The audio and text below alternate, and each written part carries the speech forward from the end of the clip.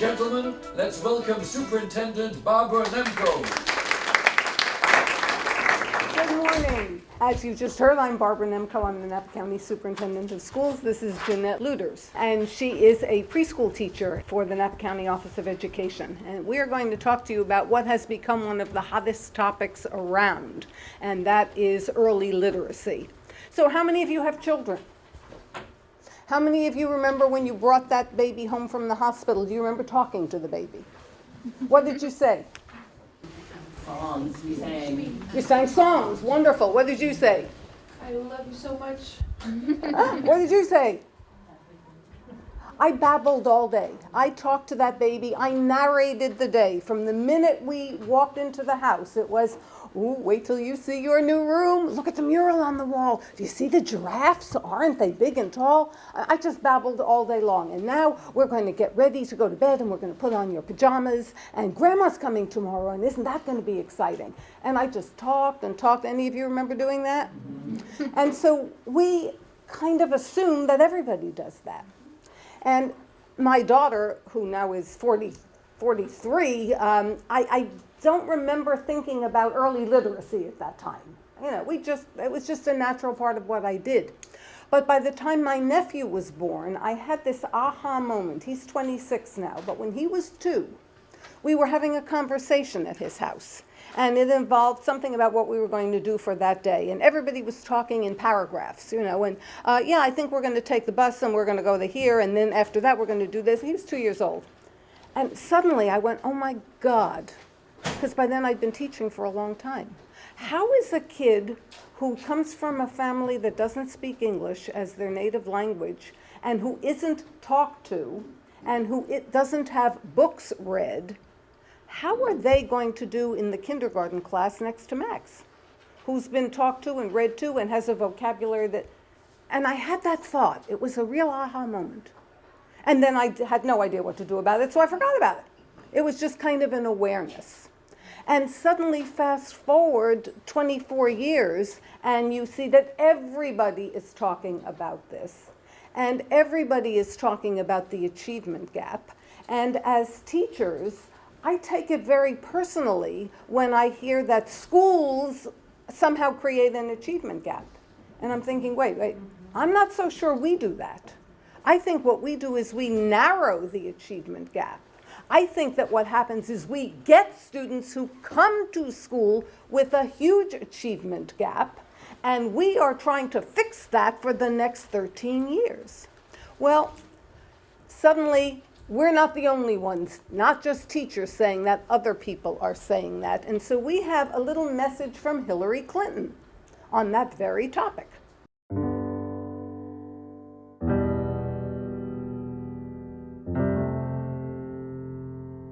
Behind these doors, America's future is being shaped.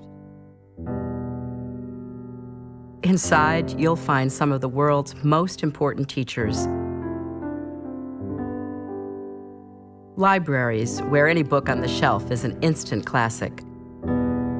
And the most eager students anywhere. These aren't Ivy League universities, they're homes. And new research shows that what happens here during the first 5 years of your child's life will make a difference for the rest of his or her life. Inside the brain, amazing things are happening. The research is very powerful and the science is very compelling. Early experiences have a huge impact on the development of the brain. This is a time when the foundations of all the health and learning and behavior that are going to follow for a lifetime are being built, that literally affect the development of all those connections among brain cells, 700 connections per second in the early months and years of life, that ultimately form the circuits and the architecture of the brain. It turns out that what we do every day as parents, talking with our kids, hugging them, singing a lullaby, or reading a bedtime story, has a lasting impact. The science is clear. We know that positive experiences and interactions enhance brain development, while traumatic experiences and toxic stress literally stunt brain development. And a healthy start, like a mom taking the right amount of folic acid while she's pregnant, or a child receiving a healthy diet to prevent childhood obesity and diabetes, That is the recipe for long-term success. Our country's future depends on healthy kids and loving families. They're the building blocks of a strong and prosperous society. We've got big challenges. Our students are falling further and further behind in math and science, but we can fix it. The research shows that the early years really matter. Getting them excited, getting them wanting to learn about what's out there. If we get it right, they're hooked on either math or science. That's huge, not just for our kids, but for the future of our country. Raising a family is hard work, and it's important to know that you are not alone. There are resources to help and simple steps that parents, preschools, businesses, and communities can take to help our kids succeed, because we're all in this together. And that's what the Too Small to Fail initiative is all about. The most important place for children is the home, what their parents do. But we all have a role to play.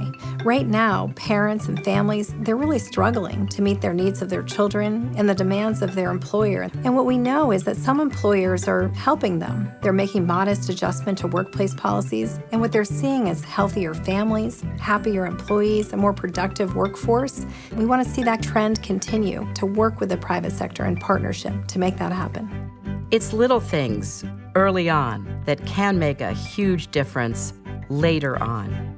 You know, right now our country's never been more connected, whether it's Google or Twitter or Facebook.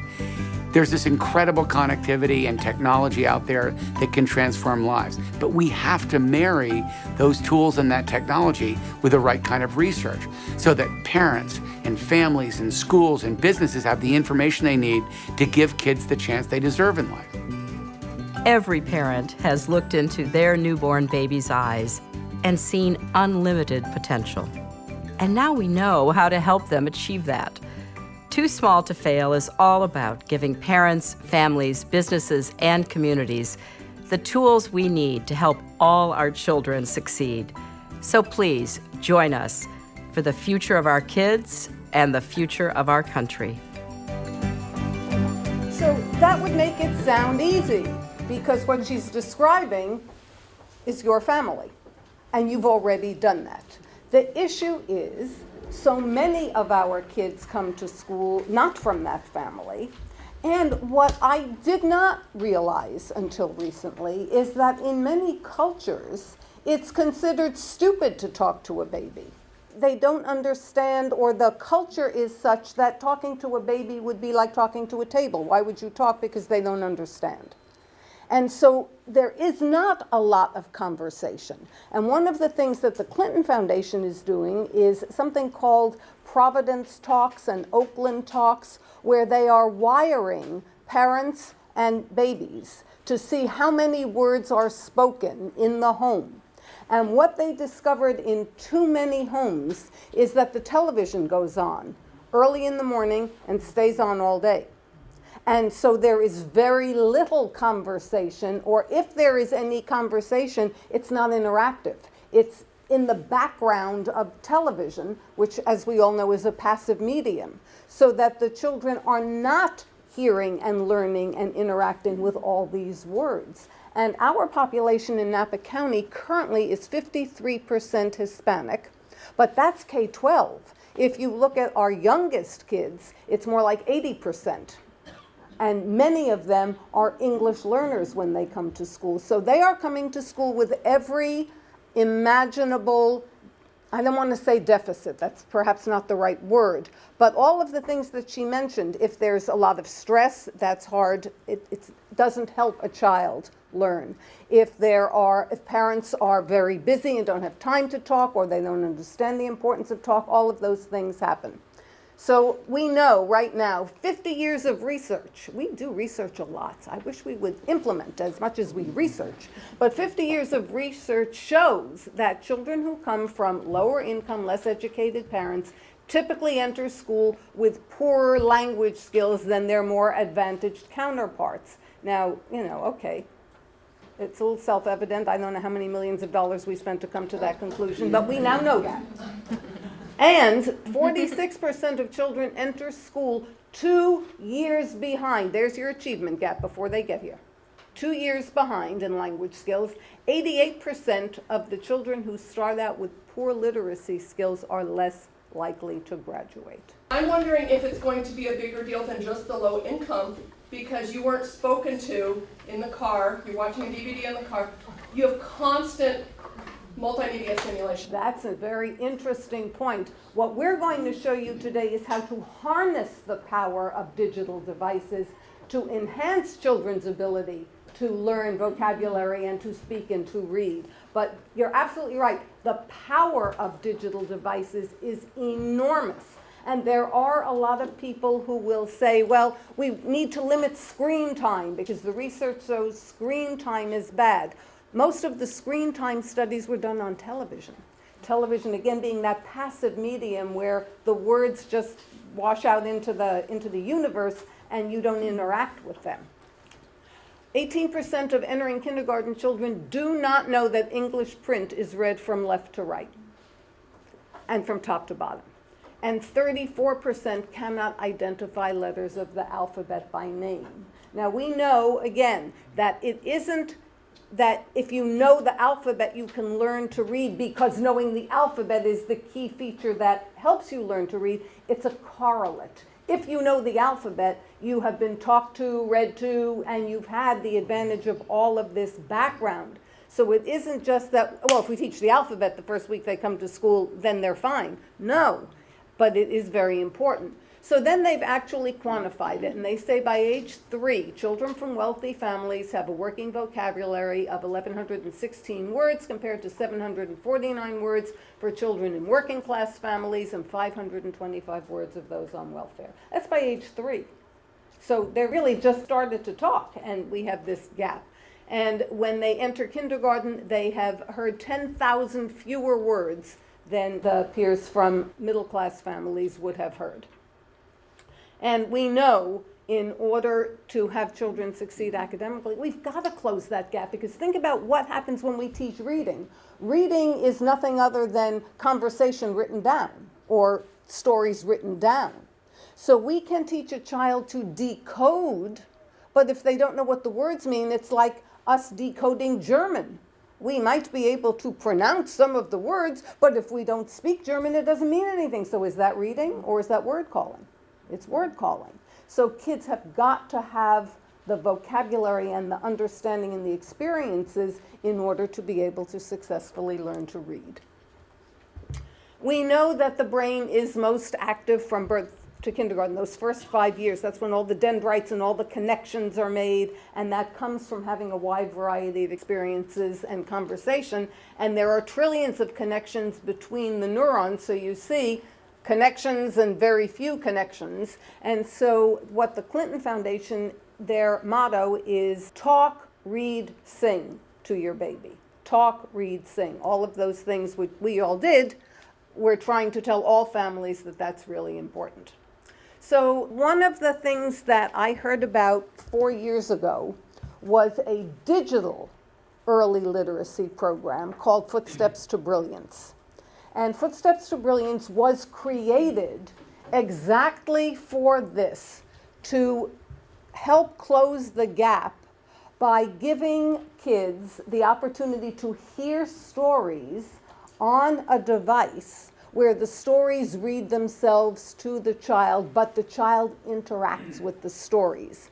Now, this is important because, at least among the parents that we frequently see in Napa County, they would love to read to their children, but many of our families are not literate in Spanish. So they can't read English and they can't read Spanish. It isn't that they don't want to, but they can't. So what we are providing is the opportunity for them to put the child on their lap and read a story out loud, except the device is doing the actual reading. We started in 2011 with a very small pilot program. We took 16 students who had not been to preschool and were not from English-speaking households. And they were in a 4-week summer boot camp. And we introduced Footsteps to Brilliance. We had to import a teacher to teach the class. It was in Calistoga. And there was no one in Calistoga. 2011, remember that iPads were invented in 2010, which is hard to believe when we feel like how did we ever live without them, but that's when they came out. There was no teacher who knew how to use an iPad, so we brought one in from somewhere else. And the kindergarten teachers came in and they were angry on their own time, because they knew that this was the dumbest thing they ever heard of, because screen time is bad for kids, and what were we thinking, and these are preschool kids, and they should be out singing and playing, but they shouldn't be looking at a screen. And within 2 days of observing what was going on in that classroom, we gave them pom-poms, and they became our cheerleaders, because they were astounded, flabbergasted at the level of engagement that the students had with this program, the interaction that they had. And in that first little 4-week program, we got so excited that we invited the state superintendent, Tom Torlakson, to come down. We had people coming in every day, and here are these little kids, and their first time they've been in school at all. And we would have sometimes 16 kids and 20 adults standing around them. And when we adults got rude and were too noisy talking to each other, instead of getting distracted, these kids would say, "My headphones, please." And they'd put on their headphones to block out our noise so they could continue paying attention to what they were doing.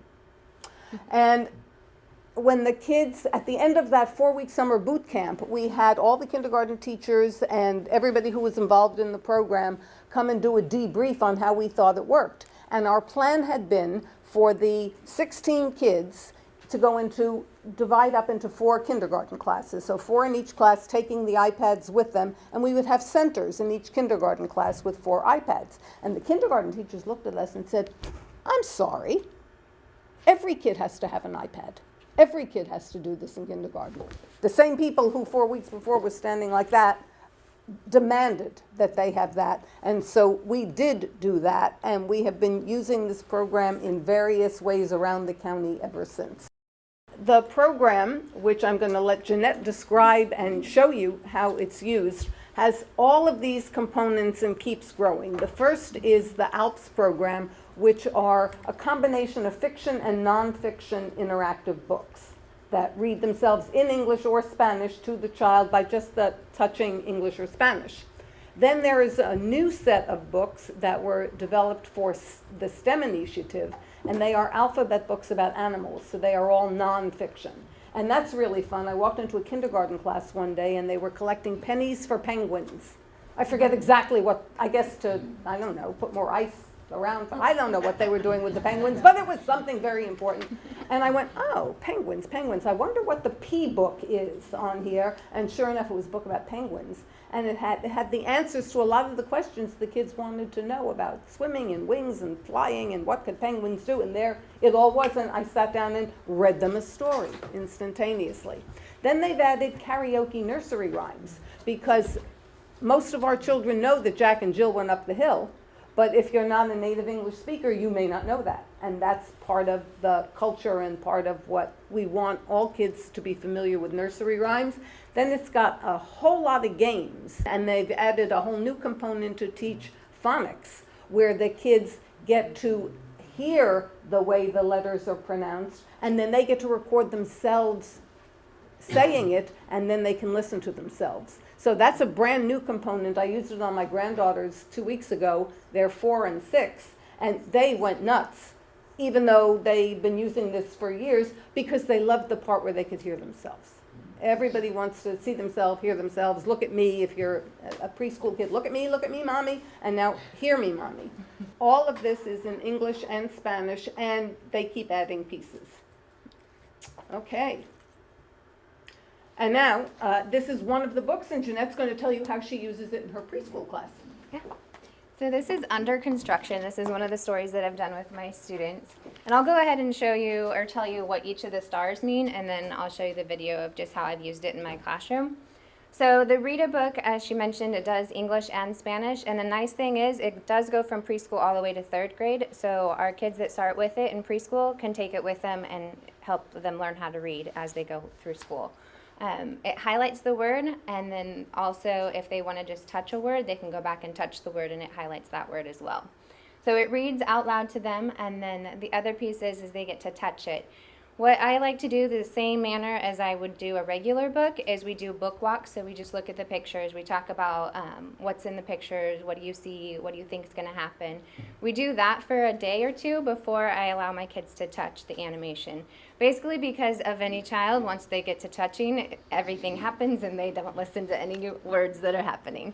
So I like to read it first, talk about it first, talk about the pictures, get all those critical thinking skills going before allowing them to do the animation. So that's the read a book star. The book buddies goes into the comprehension question. So it's all visually based though, so it'll ask the question, or they can push the speaker and it will ask the question, and then they can visually pick the answer. The games is the same way. It's kind of the same idea as memory is one of the games. So, but it takes all of the vocabulary from the story. And like she mentioned, there's all those different stories. They all have each of the 4 stars, so they each are working with the vocabulary from that particular story. And then the Create a Book is a really fun feature just to work between home and school. That's the other thing that each of our kids has a super secret code, so it's a little 4-animal code or 4-letter code. It can be switched between letter or animal, and then they can use it at home with their parents. So we're talking about the piece of, parents not reading or not talking, and this will do it for them and can help them. So we do parent trainings as well to help learn, teach the parents about how to do it.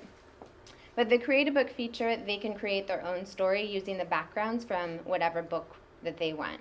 So they can take the characters in Under Construction and they can make it big, they can make it small, they can type with their parents or tell their parents what they wanted to say, and then they can type it in. And this is just an example of how I've used it in my classroom. B. What letter? The letter B. Yes, it starts with the letter B. Hey, Kenya, it's your turn. Ah, look, the truck went forward. Forward. And now it went backwards. Then it went backward. Listen. Out in the cold. The great big truck will dump its load. Ah, what kind of truck is this called? Do you remember? A dump truck. A dump truck. Yes, all right. Tony's turn. Oop, again. Ah, it was dumping. And it goes away. And then it went away, you're right. And it go away. Ah. Crash, crash, crash. Hey, Cecilia, it's your turn again. Crash, crash. Why is crash? You did. Is it full now or is it empty? Empty. It started out full and then it was empty. Sometimes fast and sometimes slow. Blow by hammering blow. What is this in his hand? Hammer. Who used a hammer yesterday in the dramatic play area? Yes, we used the hammer. Hey, Yair, now it's your turn to touch. You can do it.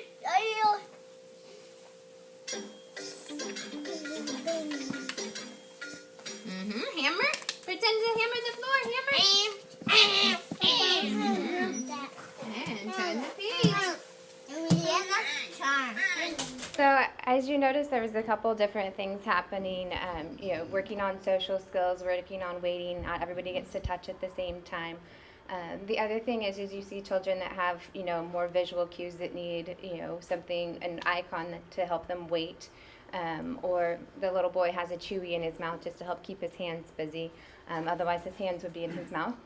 I teach children with disabilities as well as typical children. So my classroom is an inclusive setting. So I have half kids with disabilities and half kids without. So I've mentioned to Barbara before that the ironic thing about this video is that I have lots of behavioral issues right there of all those boys. But when you look at this video, you can't see that because they're so engaged and they're so interested and they're waiting. Granted, that took a long time. That didn't happen the first time we did, the program. So it definitely is a very good teaching tool for social skills. Even though this day and age everything is instant gratification, that they have to wait. They have to wait for their turn, and be able to understand that everything doesn't happen at the same time. So Yeah. we had, as I said, started in 2011 and then kept expanding it. And last February, we offered this at no cost to every family with a preschool child in Napa County so that they could use it at home. And what we do is we have workshops. We had one last night up in Calistoga where the parents come in and we help them download it on it works on any device. It doesn't have to be any particular kind. It's device agnostic. And parents come in and we help them download it and then show them how to use it, show them how to make it interactive. Now what Jeanette had up, if you couldn't see it, but she had 2 iPads. One was doing it in Spanish and one was doing it in English. And when we were talking to the parents last night, they said that they find that they are learning more English through this because they can toggle back and forth. They can listen to the story in Spanish and understand what the story's about and then switch it to English so their children are hearing that, but they are hearing that. And one woman said, I learn a new word every day. I learned more Spanish too. Works for everybody. And the other thing about this program, and please understand, I am not a representative of this program. I don't make any money I'm not trying to sell you on this program. What I am trying to sell you on is digital early literacy. Because no matter what we think, or no matter what anybody's bias might be, as you correctly pointed out, kids are using it. Whether they're using their parents' phone or their parents' iPad, that's all they want. They see us using it. When my first granddaughter was born, I kept trying to buy her these cute little toy phones. She knew the difference. She was a year old. How could she know the difference? She wanted no part of that. I want the real one. She always wanted the real one. And I took a picture at some point walking through Macy's. Family was carrying this baby who couldn't have been, she wasn't a year old yet. And she's holding on to mom's phone. She's flipping through the pictures as they're carrying her around the store. So they are going to use it. We want to give them good stuff to use. And this is not the only program that our teachers use, but it is a foundational program because it's so comprehensive and has so much involved in it. The other thing about this, we issued a challenge when we launched the program in February, and we said, we challenge the children in Napa County to read 1 million words by the end of June. Well, we were over 3 million words by the end of June. And when we got to the end of August, or sometime in August, we cut it off and we started again for the new school year. We were at 5.3 million words at the end of August, and we are getting close to 1 million words now from August to now, and our teachers weren't using it in August and September. They really started in October. So families are using it at home, and people are now using it a lot. I'm seeing the words go up by tens of thousands of words a day. The teacher can get a report. If you are the teacher, you get a report every day. You can see which kids read which stories and how many words they read, how many books they read, how many books they created, and what percentage of the time they got that comprehension question correct on the first try.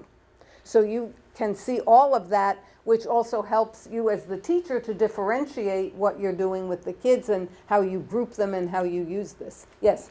Do multiple children use the same device and it's just random, or do they log into the device? Right, that's where the super secret codes, and actually when I've talked to parent trainees, the fun thing is that preschoolers get to go home and they have the super secret code.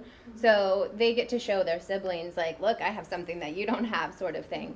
But they also get to use it at school. So we only have, let me think, 6 to 7 devices, depending. We have, with my program, we have 6 classrooms, so we share each other's iPads. If they're doing it at a certain time, we do it at a different time, so then that way we have more iPads in the classroom, but we don't have the one-to-one, and it actually, for the purposes of the social piece, it works better because then they're taking turns on the devices. They're putting their super secret code in, and then the next kid is putting their super secret code in. Yeah, and the super secret code is for animals, so they just drag the animals and they know it real quick. Even people who are from pretty low income seem to have a smartphone, or some kind of tablet. Tablets are pretty cheap. So are you finding that there is some device they can do it at home? How much did I pay you for that question? The perfect question, yes. Most parents do have some kind of smart device today, and that is the fastest growing market. So that's point one. The second thing is we're very fortunate in Napa County. We have a little public-private partnership called NapaLearns. And what they have done is purchase devices that they will sell to parents on a rent-to-buy plan. And I just happened to bring in the newest, cutest thing that came out on Tuesday that I want you to see. Behold, the new Kindle HD Fire for Kids. This device is $149, and it will download all of these apps that we are using. But it's made for kids, so you can bounce it, you can drop it. That's not a cover, that's it. This is it. This is not a cover. It comes with this, and this is rubber. So you can drop it on the floor. We were tossing it around the office the other day. I still can't do it. I just can't be tossing it around. But we were doing it, and it bounces. It's really cute. It's like a little ball. At the parent trainings, they were so excited. They were like, when's it coming out? When's it coming out? And we were like, we'll get a flyer out next week, we promise, So It's all the here. parents were very excited just to be able to have that. Oh, and by the way, it comes in colors if you want to buy them for your children or grandchildren this year. They have it in pink and blue and green, and it's $149. So we are doing a rent-to-buy program with these for the families who don't have $149 just to put down, and it's $30 down and then $15 a month. To me, this is perfect because I love the feel of it and the size of it for a little kid. You also can pour water on it. Or as they show in the commercials, orange juice or whatever you want to pour. But it's waterproof and drop proof. The other neat thing I was going to mention is that even last year when we started this program, the state preschool classrooms, the teachers were telling me, well, yeah, they already have devices. I'm like, okay, so you have, lower income families that are coming to these state preschool programs, but like you mentioned, they're putting their money towards the technology. So it's a good avenue. It's like, okay, if this is where the families are choosing to put their money, let's give them something, educational to help it. And we use other apps and stuff in the classroom as well. And so I send home different, the icons, so that way they have the thing to look for in the app store, the picture. And then that way they can do some of the exact same programs that we're doing in class. The other thing that is wonderful about this, for those of you who are in schools where everybody worries about the Williams Act and the Williams Settlement, and if kids don't have bandwidth at home and internet connectivity at home, we can't use it. This, once you download it, you can use it anywhere. You don't need to be connected. That's the big piece about this. And that's a piece that we all need to start thinking about as we use digital materials, is telling the publishers that things have got to be downloadable and then usable without connectivity. Let's go on, because I also want you to see some of the data that we got from this, because it isn't just that I think it's cute or that I like cute little Kindle Fire things because they're in color and I can bounce them. So the first summer that we used it, the only data that we really had was observational and what they record in terms of how much usage it got. The second year, we were using it in more classes, and so we did a pre and post on the Peabody Picture Vocabulary Test in expressive and receptive language. And the results that we found were statistically significant, with the highest growth coming among the English learners, which makes kind of sense because the English speakers already knew a lot of these words, so the growth was not as significant. The English learners absolutely soared. And you can see the pre-post in the English learner population, how amazing that is. So we got the English learner students, we got 79% of them to age 6, and the English speakers, 98% of them were at age 6 in kindergarten, which is pretty good. And expressive language, even more important, because it's one thing to just hear and understand the words, but to be able to speak, that was more critical. And again, both of them had tremendous growth by 250%. And Peabody Picture Vocabulary is nationally normed. We had it administered by retired teachers who came in to do this. So we were very, very excited about those results. And then Stanford University just recently did a study on the behest of, I think it's the Bring Me a Book Foundation. And they wanted to know, is it more effective to have children read books, to read digital books, or footsteps? And we found a lot of things. On pre-post, the question was how often you read to your child varies according to the family schedule. But in a typical week, how often are you able to read with your child? Most people manage to read weekly, some people daily, some depends on the family. That's the pre. But look in the post. When we introduced the program, it went up to 50% daily and almost 50% weekly. So just using this program gets more families reading with their kids. Is your child being read to more often than before you participated? Obviously, overwhelmingly, yes. Did the access to educational games help your child? Because there are these great games, but we want them to be educational. So the games teach them the Dolch words. It teaches them color recognition. You remember the old Lucy show in the candy factory with the candy moving down? Okay, so they have that in here, except it isn't candy, it's colored caps. And the game is the child has to tap all the caps that are whatever color they pick out, white or red or blue. And everything has many levels. So for my 4-year-old granddaughter, we put it on slow, and the caps go by on the conveyor belt, and she's got to hit every one that's a particular color. So it also helps with eye-hand coordination as well as the color recognition. But then for the 6-year-old, we do it on fast. And I swear, that's like I want to stuff the caps down my shirt because it moves very quickly, and I can't always get all of them. But it's great fun to do. The kids love it, and they are learning things. If your child used the games, what purpose did they serve? Pretty overwhelmingly, the parents felt the games were educational. Yeah, kept them occupied, but that's not what we're necessarily going for.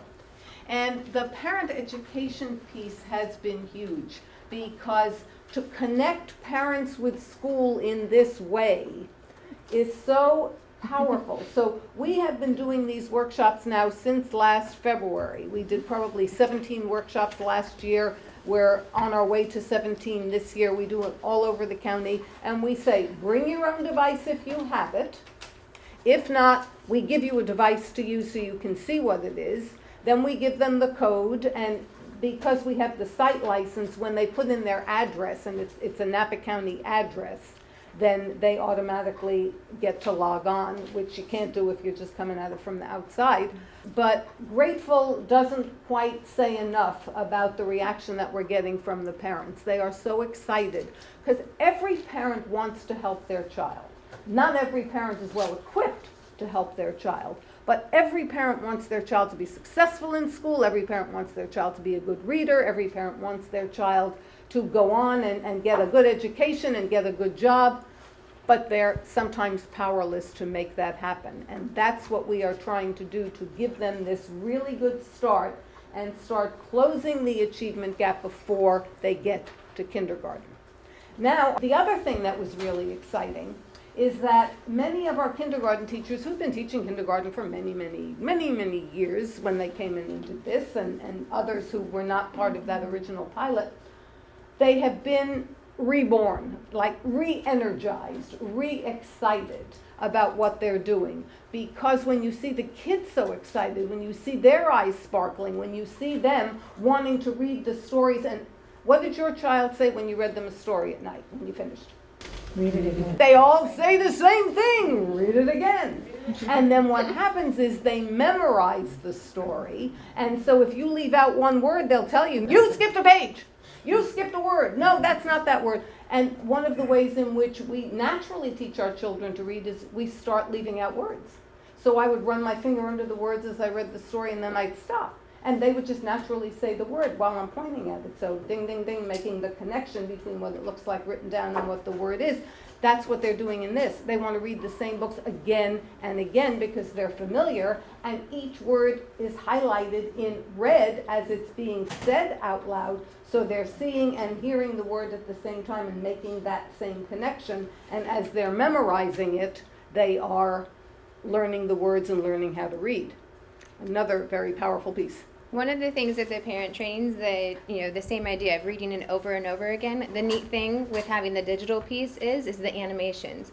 So they already know what's going to happen if I do this, what's going to happen if I do that. But so we're telling the parents, okay, help build those critical thinking skills and prediction skills. Well, what do you think is going to happen if I do this? And sometimes even the kids will find something that they did at home, that they touched at home, and so we're doing it in school, and they're like, oh no, this does this, and we're like, oh, how'd you find that out? Oh, I read it with my mom at home, or whomever at home. So it's easy, that connection between home and school, and just to help develop more critical thinking skills and helping the parents understand to ask questions, all those WH questions, to get them thinking, to get their imagination going. And I didn't focus as much on the create a book, but they can create a book at home under their super secret code and then share it with their classmates at school. And that's one of the neat ties that we've done, because every time I change books, I always have a big picture, out on my parent board of what book we're doing. So then that way the parents can do that same book at home, and then they can work on the creative book and then bring it back to school. So it's more or less a neat way to do a show and tell through digital literacy. And our kindergarten teachers then started a blog because they were so excited. So you can access that. It's called ikinder.org. ikinder.org. And you can find it on I don't know if it'll come up all by itself, but on the NapaLearns website, I know it will come up. And that's Napa capital Learns, no space. NapaLearns. And they share what they're doing. Jeanette and I both have our iPads, and then we have it on this new little toy, our Kindle Fire. So if you would like to come and play with it and see what it looks like live, we are happy to stay. So are there any questions? I think is that the end of what we have? We're just going to they still say that early childhood preschool programs should limit screen time. So we're doing it for between 10 and 20 minutes a day, depending on the group and depending on whether it's an all-day program or a half-day program. So in a half-day program, they get to rotate through the center one time for 15 minutes. If it's a full-day program, they can sometimes rotate twice through the center, and it is available for free choice. But no kid is sitting on the iPad all day long, we promise. Well, and that's the other piece. I go out to the other preschool teachers and just help them implementing the program in their classroom. And they were worried and concerned about the children sitting on the device for 10 to 15 minutes. And I was like, no, a collective time. So it's just, helping other teachers realize too, no, we're not asking them to be on it, for a consecutive time. It may be a couple minutes here, and they go play with the other parts in the classroom. As you know, technology and interactive media are here to stay. It isn't going away. And I just put this on because even the National Association for the Education of Young Children with Fred Rogers says it's okay to use devices. And in the materials we gave you is some research, learning and exploring using tablets, and the language gap, the Stanford study about the 30 million word gap. All right, thank you, and if you want to play, come up here, we're happy to let you.